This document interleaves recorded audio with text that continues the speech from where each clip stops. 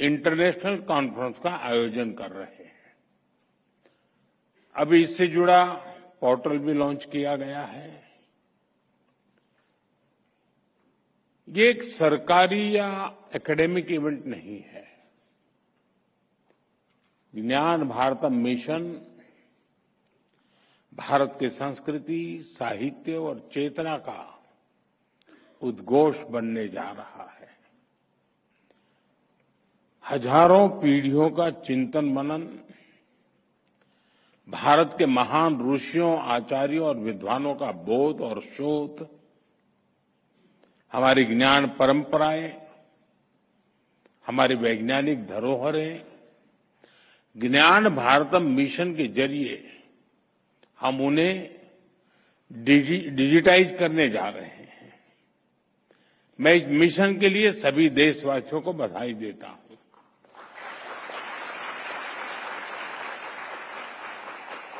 मैं ज्ञान भारतम की पूरी टीम को और संस्कृति मंत्रालय को भी शुभकामनाएं देता हूं।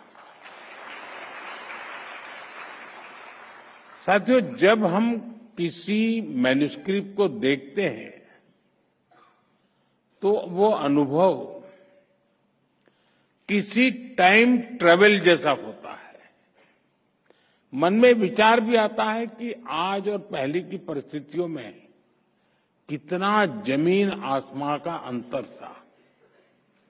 आज हम कीबोर्ड की मदद से इतना कुछ लिख लेते हैं, डिलीट और करेक्शन का ऑप्शन भी होता है।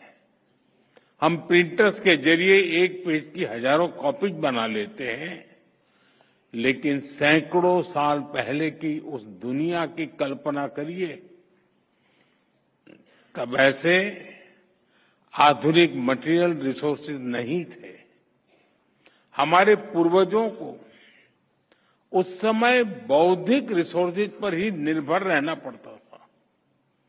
एक एक अक्षर लिखते समय कितना ध्यान देना होता था। एक एक ग्रंथ के लिए इतनी मेहनत लगती थी। और उस समय भी भारत के लोगों ने विश्व के बड़े बड़े पुस्तकालय बना दिए थे, लाइब्रेरीज बना दी थी। आज भी भारत के पास दुनिया का सबसे बड़ा मैन्यूस्क्रिप्ट संग्रह है। करीब 1 करोड़ मैन्यूस्क्रिप्ट हमारे पास है। अब 1 करोड़ आंकड़ा कम नहीं है। साथियों, इतिहास के क्रूर थपेड़ों में लाखों मैन्यूस्क्रिप्ट्स जला दी गई, लुप्त हो गई, लेकिन जो बची है वो इस बात की साक्षी है कि ज्ञान, विज्ञान, पठन पाठन के लिए हमारे पूर्वजों की निष्ठा कितनी गहरी थी, कितनी व्यापक थी। भोजपत्र और ताड़पत्र से बने नाजुक ग्रंथ, ताम्रपत्र पर लिखे गए शब्दों में मेटल कोरोजन का खतरा, लेकिन हमारे पूर्वजों ने शब्दों को ईश्वर मानकर अक्षर ब्रह्म भाव से उनकी सेवा की। पीढ़ी दर पीढ़ी परिवार उन पोथियों और पांडुलिपियों को सहेजते रहे। ज्ञान के प्रति अपार श्रद्धा, आने वाली पीढ़ियों की चिंता, समाज के प्रति जिम्मेदारी, देश के प्रति समर्पण का भाव, इससे बड़ा उदाहरण कहां मिलेगा। साथियों, भारत की ज्ञान परंपरा आज तक इतनी समृद्ध है क्योंकि इसकी नींव 4 मुख्य पिलर्स पर आधारित है। पहला, प्रिजर्वेशन, दूसरा, इनोवेशन, तीसरा, एडिशन और चौथा, एडेप्टेशन। साथियों, अगर मैं प्रिजर्वेशन की बात करूं तो आप जानते हैं हमारे यहां सबसे प्राचीन ग्रंथ वेदों को भारतीय संस्कृति का आधार माना गया है। वेद सर्वोपरि है। पहले वेदों को श्रुति के आधार पर अगली पीढ़ी को दिया जाता था और हजारों वर्षों तक वेदों को बिना किसी त्रुटि के ऑथेंटिसिटी के साथ प्रिजर्व किया गया। हमारी इस परंपरा का दूसरा पिलर है इनोवेशन। हमने आयुर्वेद, वास्तुशास्त्र, ज्योतिष और मेटलर्जी में लगातार इनोवेट किया है। हर पीढ़ी पहले से आगे बढ़ी और उसने पुराने ज्ञान को और वैज्ञानिक बनाया। सूर्य सिद्धांत और वराहमिहिर संहिता जैसे ग्रंथ लगातार लिखते जा रहे हैं और नया ज्ञान उसमें जुड़ता रहा है। हमारे संरक्षण का तीसरा पिलर है एडिशन, यानी हर पीढ़ी पुराना ज्ञान संरक्षित करने के साथ साथ नया कंट्रीब्यूट भी करती थी। जैसे कि मूल वाल्मीकि रामायण के बाद कई रामायण लिखी गई, रामचरितमानस जैसे ग्रंथ हमें मिले, वेदों और उपनिषदों पर भाष्य लिखे गए। हमारे आचार्यों ने द्वैत, अद्वैत जैसी व्याख्याएं दी। साथियों, इसी तरह चौथा पिलर है एडप्टेशन, यानी हमने समय के साथ सेल्फ इंट्रोस्पेक्शन के भी किया और जरूरत के अनुसार खुद को बदला भी। हमने डिस्कशन पर जोर दिया, शास्त्रार्थ की परंपरा का पालन किया, तब समाज ने अप्रासंगिक हो चुके विचारों का त्याग किया और नए विचारों को स्वीकार किया।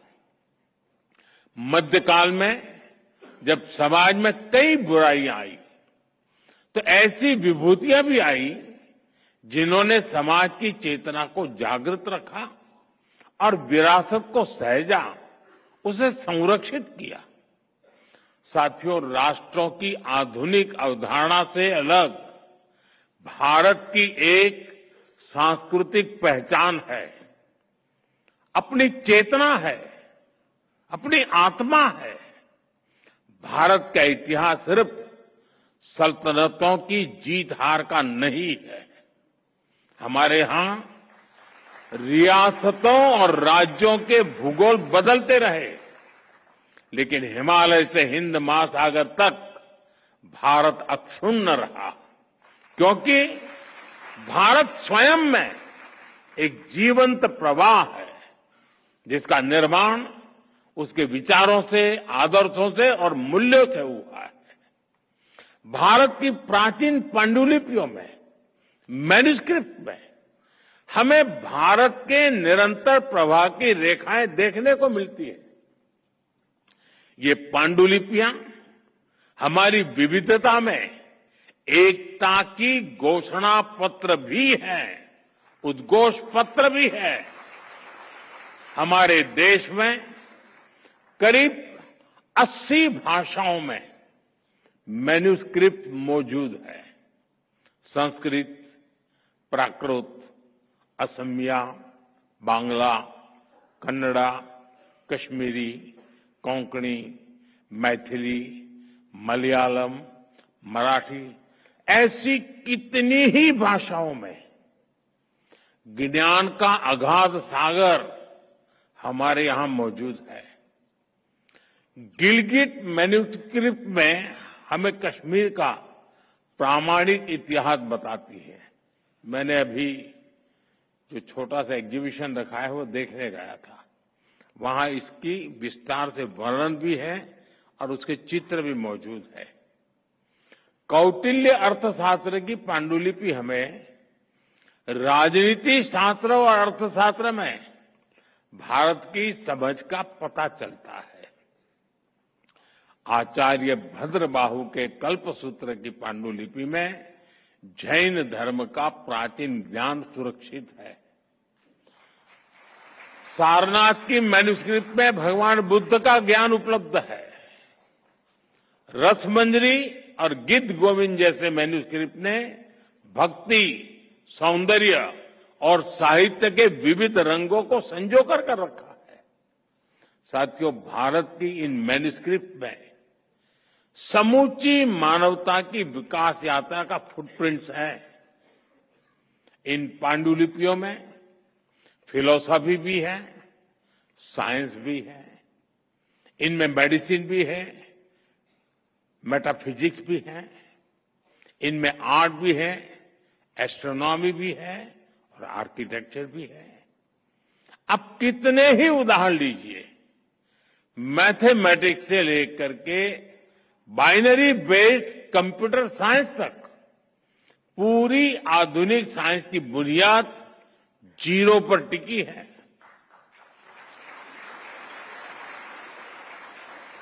आप सब जानते हैं, शून्य की ये खोज भारत में हुई थी और बक्साली पांडुलिपि में शून्य के उस प्राचीन प्रयोग और मैथमेटिकल फॉर्मूलाज के प्रमाण आज भी सुरक्षित है। यशोमित्र की बोवर पांडुलिपि हमें सदियों पुराने मेडिकल साइंस के बारे में बताती है। चरक संहिता और सुश्रुत संहिता जैसे ग्रंथों की पांडुलिपियों ने आयुर्वेद के ज्ञान को आज तक सुरक्षित रखा है। शूल्व सूत्र में हमें प्राचीन जियोमेट्रिकल नॉलेज मिलती है। कृषि पराशर में एग्रीकल्चर के ट्रेडिशनल नॉलेज की जानकारी मिलती है। नाट्य शास्त्र जैसे ग्रंथों की मैन्युस्क्रिप्ट से हमें मानव के भावनात्मक विकास की यात्रा को समझने में मदद मिलती है। साथियों, हर देश अपनी ऐतिहासिक चीजों को सिविलाइजेशनल एसेट्स और ग्रेटनेस के तौर पर विश्व के सामने पेश करता है।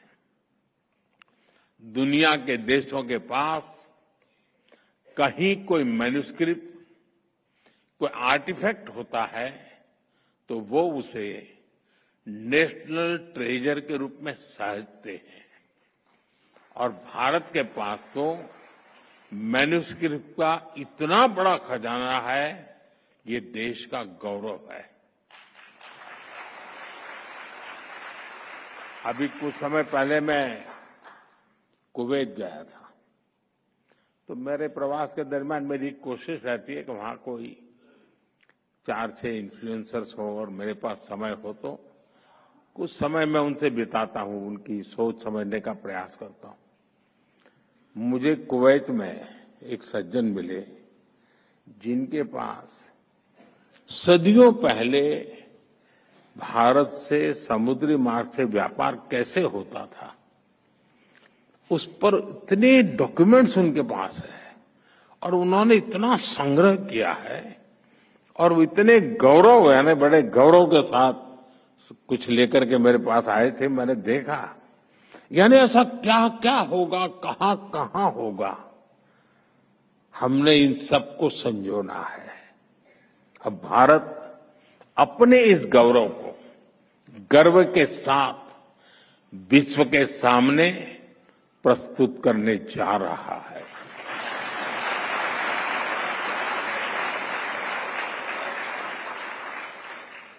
अभी यहां कहा गया है कि दुनिया में जितनी मैन्युस्क्रिप्ट्स है हमने खोज करके लाना चाहिए।